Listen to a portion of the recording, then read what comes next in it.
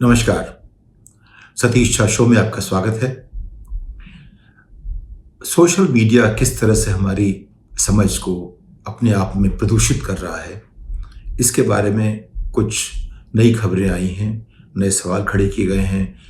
राजनीतिक पार्टियों को इस पे अब कहने का मौका कुछ मिला है, क्योंकि फेसबुक के कुछ ऐसे मामले सामने आए हैं जिससे लगता है कि उसने, जैसे अमेरिका के इलेक्शंस में उसने ट्रंप के हिसाब से कुछ दखलंदाजी की थी, कुछ भारत के इलेक्शंस में भी उसने बीजेपी के हिसाब से कुछ दखलंदाजी की उनके फेवर में। तो ये सोशल मीडिया आप देख रहे हैं, इसका हम लोगों को समझाने में एक बहुत बड़ा हाथ है। और जब टेक्नोलॉजी बन रही थी, मैं बात कर रहा हूँ एक 30 साल के संदर्भ में, जब ये चीज़ें हो नहीं थी, हम लोग सोचते थे कैसे बनाएंगे, कैसे करेंगे। इसका मतलब होता था कि जैसे टेक्नोलॉजी संभव करेगी कि हर व्यक्ति है इसका इस्तेमाल कर सके। जो आज अखबार करते हैं एक व्यक्ति कर सकता है, उससे एक तरह से जनतंत्रीकरण होता है, लोकतांत्रिकरण हो जाता है अधिकार का अपनी बात कहने का। लेकिन अगर हम अपनी बात कहना चाहें, हमें अपनी बात ना कहनी आती हो, अखबारों में ये होता था कि हम जो भी बात कहते हैं उसको कोई देखता है, उसको एक, जैसे कि कंपनियों में कोई चीज़ें करते हैं, हम कोई प्रोसेस करते हैं तो कई परतों से, कई लेयर्स के साथ गुजरती है, उससे चीज़ें अच्छी हो जाती हैं। एक होता है वर्किंग मॉडल, उसके ऊपर एक रिव्यू होता है और 5-6 रिव्यू के बाद चीज़ें थोड़ा साफ हो जाती हैं। वो चाहे प्रोडक्ट बनाने की बात हो, डिज़ाइन बनाने की बात हो, मैन्युफैक्चरिंग की बात हो, या जो थॉट मैन्युफैक्चरिंग की बात हो। अपने जो विचार होते हैं वो भी जब कई परतों से छन के आते हैं तो कुछ अच्छे हो जाते हैं, महीन हो जाते हैं, साफ सुथरे होते हैं। तो विचारों को भी जो है ठीक ठाक करने में ऐसा नहीं होता कि जो पहली ही जो पौध होगी उनकी बहुत अच्छी होगी। तो जब अखबार चलते थे तो उसमें एक सिलसिला था, कोई उनको रिव्यू करता था, जांचने का एक तरीका था। वो तरीका एक, और उस पर एडिटिंग होती थी, संपादन उसका होता था। तो जो चीज़ें जो स्वीकार नहीं हो सकती उनको हम लोग मांझा करते थे एक तरह से। अब वो जो है अड़चनें ख़त्म हो गई हैं, कोई भी कुछ भी कह सकता है, उनके शब्दों में वो शालीनता नहीं रह जाती। लोग, एक जो फिल्टरिंग की बात होती है, फिल्टरिंग ख़त्म हो जाती है। अब फेसबुक, ट्विटर, ये आप जानते हैं, इंस्टाग्राम, हर व्यक्ति अपनी अभिव्यक्ति की स्वतंत्रता के साथ कुछ भी कह सकता है और लोगों को पसंद आए तो उसको वायरल, एक नया शब्द है, कोई भी चीज़ बहुत लोग देख लें उसको हम वायरल कहते हैं, वायरल इसकी तरफ फैलता है। फेसबुक ने क्या किया, फेसबुक बहुत बड़ी कंपनी हो गई है। अभी कुछ एक साल ही पहले हुए थे, 2005-6 के आसपास शुरू होने के बाद आज की तारीख में ये दुनिया की सबसे बड़ी कंपनियों में से है। और ये हम सबको मौका देती है कि अपनी बात लोगों से कहें, और फिर उस पर विज्ञापन से उसको आमदनी होती है। उस विज्ञापन के लिए वो ऐसे संस्थाओं के पास जाती है जो उसका इस्तेमाल कर सके। राजनीति में हर पार्टी की ज़रूरत होती है कि हर वोटर के पास पहुंच सके और कई बार पहुंचे। तो मान लीजिए हमारे देश में 140 करोड़ लोग हैं, उसमें से हर पार्टी पहुंचना चाहती है 60-70 करोड़ 80 करोड़ जो वोटर हैं उनके पास, लेकिन पहुंच सकती उतनों के पास जितनों के पास उसके पास पैसे हैं। क्योंकि हर 10 लाख इम्प्रेशंस के लिए 10 लाख लोग देखें तो उसके 50-60 हज़ार रुपये का खर्चा होता है। तो अगर आप 1 करोड़ के पास जाएंगे तो उसको आप 10 गुना कर दीजिए तो 5-6 लाख का खर्चा हो गया। उसको 10 पे ले जाइए 50-60 करोड़ का खर्चा हो गया, और उसको 10 गुना और कर दीजिए 500-600 करोड़ खर्चा हो गया। तो जिस पार्टी के पास कितना पैसा होगा वो तय करेगा कितनी दूर तक जा सकते हैं। तो फेसबुक ने कुछ चीज़ें भारत में की जो वो कुछ तरह से अमेरिका में उसने किया, और उसके ऊपर काफ़ी छानबीन हो रही है। वहाँ के सेनेट ने उनको बुलाया, ज़करबर्ग को और उनके अधिकारियों को।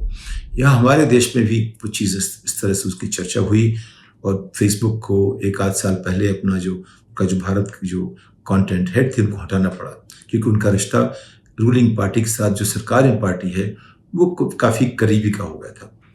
उनकी ज़रूरत यह है कि उनको हमेशा विश्वसनीय होना पड़ता है उनके प्लेटफॉर्म को। अगर उन पर विश्वास नहीं करेंगे तो उनका इस्तेमाल नहीं करेंगे। इसलिए उनको विश्वसनीयता चाहिए, और वो हमेशा कोशिश करते हैं कि उनके यहाँ ऑम्बड्समैन हो, जो देखे कि जो लिखा जा रहा है कुछ ऐसा तो नहीं है, उसमें कोई हेट स्पीच तो नहीं है, उस समाज में तनाव तो नहीं बढ़ेगा। वो कोशिश करते हैं, लेकिन वो सिर्फ कोशिश करते हैं, कुछ हद तक सफल भी होते हैं, और उस पर फेसबुक ने जो किया उसका एक लेखा जोखा भी सामने आया है। उसके हिसाब से कुछ चीज़ें हुई। एक तो ये कि ये कहा गया कि जब भी बात आती थी कि ये कोई जो संदेश भेजा जा रहा है उसके पीछे रूलिंग पार्टी है, तो वो उसको जांच करने में, उसकी छानबीन करने में थोड़ा ठंडे पड़ जाते थे। एक तो ये हुआ। दूसरा ये सुनने में आया कि अगर वही चीज़ उन्होंने कांग्रेस पार्टी को 100 रुपये में दी तो बीजेपी को उन्होंने 70 रुपये में दी। तो यानी कि जो दाम है अगर बराबर नहीं है तो उससे कांग्रेस पार्टी 30% कम लोगों के पास पहुंचेगी। ये भी अपने आप में इसको अच्छी प्रैक्टिस नहीं माना जाएगा, इसकी छानबीन होनी चाहिए, ऐसा करना पड़ेगा। तीसरा ये हुआ कि जो लोग विज्ञापन को जो पैसा देते हैं, चुनाव के कुछ नियम होते हैं। अगर हम, जैसे क्रिकेट का खेल है, उसमें अगर एक पार्टी के लिए एक नियम हो, दूसरी पार्टी के लिए दूसरा नियम हो, तो खेल क्या होगा? तो नियम बराबर होते हैं। आज की तारीख में हमारी व्यवस्था में लगता है नियम बराबर नहीं है। अगर वो जो रूलिंग पार्टी कहती है तो वही संस्थान एक तरह के सोचते हैं, दूसरी पार्टी कहती है दूसरी तरह सोचते हैं। यानी कि नियम ट्रांसपेरेंट है ना, वही है, अलग अलग नियम बन जाते हैं। तो वो एक कहावत है कि मुझे चेहरा दिखाओ तो मैं तुम्हें किताब दिखाऊंगा, हमारी रूल की किताब क्या है। तो रूल की किताब चेहरा देख के दिखाई जाती है। तो उसमें जो है, जिसके पास ताकत है उसके पास कुछ सुविधाएं मिल जाती हैं। ये कुछ मानवीय गुण हैं हमारे। लेकिन ये जो नियम बनाए जाते हैं वो इसीलिए कि हमारे मानवीय गुणों को हम ठीक से देख सकें और उनको ऐसा न करें कि किसी एक के पक्ष में चले जाएं, दूसरे का नुकसान कर दें।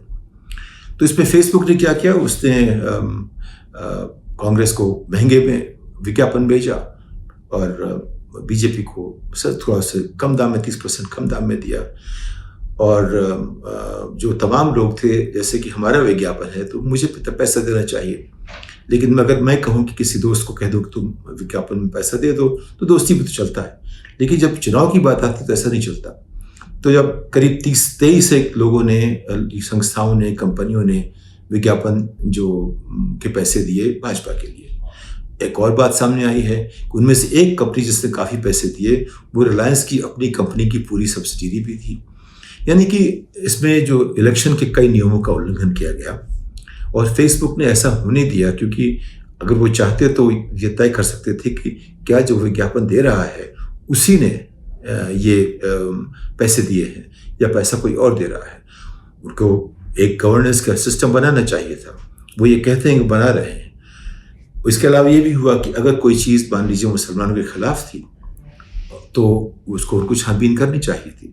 जब छानबीन करने के लिए गए तो पता लगा कि वो बीजेपी के लोग उसमें शामिल हैं, तो उन्होंने छानबीन थोड़ा सा ढीली कर दी। यानी कि हर जगह जहाँ भी वो फ़ायदा दे सकते थे रूलिंग पार्टी को या बीजेपी को, क्योंकि उसके बीजेपी के खिलाफ जाना नहीं चाहते थे, उन्होंने ये कोशिश की। तो मुद्दे क्या क्या सामने आए? पहला कि उन्होंने जो उनकी गवर्नेंस की जो उनका तरीका है, उसके जो रूल थे वो रूलिंग पार्टी के लिए और अपोजिशन के लिए अलग अलग हो गए, और जो नियम जो इलेक्शन के थे वो माने नहीं गए, और दाम उन्होंने रूलिंग पार्टी से कम लिए, अपोजिशन से ज़्यादा लिए। और जब कोई भी शिकायत आई तो उसमें ढील दे दी अगर रूलिंग पार्टी के लोग थे। परत दर परत जो है वो अगर देखते रहें तो एक तरह से उसको इंटरफेरेंस मानेंगे। अमेरिका में भी यही हुआ, वैसे बुरा हुआ। जैसे कि शुरू में जब ट्रंप की बात आई, जो ट्रंप के लोग जो भी कहते थे उसमें अगर कोई हेट स्पीच है, उसको बुरी चीज़ है, उसको निकालना चाहिए, तो निकाला नहीं गया। जैसे रूस ने इंटरफियर किया तो रूस ने अपनी तरफ से कोशिश की ट्रंप का करने की। तो कुछ जो 2016 में अमेरिका में हुआ था वो हमारे यहाँ अब हो रहा है, क्योंकि उसका तरीका एक बन चुका है, प्रोसेस उसका तैयार हो गया है। तो फेसबुक और ट्विटर इन सब के साथ जो एक नई जो एक प्रथा चल निकली है उसका इस्तेमाल करें, क्योंकि आप देखेंगे कोई भी अखबार, कोई भी टीवी चैनल उतना प्रभावी नहीं है जितना कि ये चैनल्स हैं। अब मान लीजिए किसी के पास 8 करोड़ 9 करोड़ उसके फॉलोअर हैं, तो एक बटन से उसकी बात 9 करोड़ लोग तक पहुंच जाती है। अपने आप में अगर किसी ने ऐसा किया तो संतुलन जो है हमारी समझ का बदल जाता है। अब उसे हम कैसे देखें, कैसे जोड़ें, इसके लिए जो है समाज पिछले 10, 12, 15 सालों से नए नए तरीके सोच रहा है, नए नियम बनाने की बात कर रहा है, लेकिन ऐसा कुछ बन नहीं पाया अभी तक। लेकिन जो सबसे बड़ी बात आज विपक्षी पार्टियां उठा रही हैं और लोग भी उठा रहे हैं ये कि फेसबुक और ट्विटर और इस तरह के जो सोशल मीडिया के जो अभी आज की तारीख में प्लेटफॉर्म्स हैं, वो कम से कम जो भी करें हर चीज़ को एक रूल के साथ लिखें। जैसे क्रिकेट का खेल का एक नियम है, ऐसे इसमें नियम एक हो, दाम एक हो, चीज़ें जो हों दोनों सभी पक्षों के लिए एक हों, उसमें भेदभाव ना हो, उसमें गैर बराबरी ना हो, उसमें दामों में ऊपर नीचे ना हो। ये करने के लिए ये फेसबुक खुद कर सकता है, लेकिन अब उस पर भरोसा अगर पिछले 5-6 साल का इतिहास देखें इसका, हमें कुछ कम लगता है। कुछ तो करेगा, लेकिन कितना करेगा?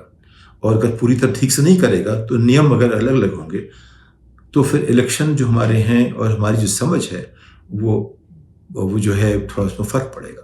अब आप देखिए व्हाट्सएप की बात। व्हाट्सएप भी जो है वो बहुत बड़ी कंपनी हो गई, फेसबुक का हिस्सा है, और उसमें जो भी जिस तरह से आजकल जो जिस तरह बातें छपती हैं इतनी अनर्गल हैं, इतनी मूर्खतापूर्ण होती हैं, उनमें ज्ञान नहीं होता, उनमें झूठ होता है, फरेब होता है, वो सब लोग बांटते रहते हैं। चूँकि व्हाट्सएप से बांटा गया है अपने अपने ग्रुप्स में, उससे जो नई जो समझ आ रही है लोगों की वो यथार्थ से बिल्कुल अलग है, वास्तविकता से बहुत दूर है। तो सोशल मीडिया के ज़माने में जब फ़िल्टर ख़त्म हो गया है तो हम तथ्य को कैसे माने? इसीलिए आजकल के ज़माने में कहते हैं पोस्ट ट्रुथ, सत्योपरांत समाज की बात करते हैं आजकल हम लोग।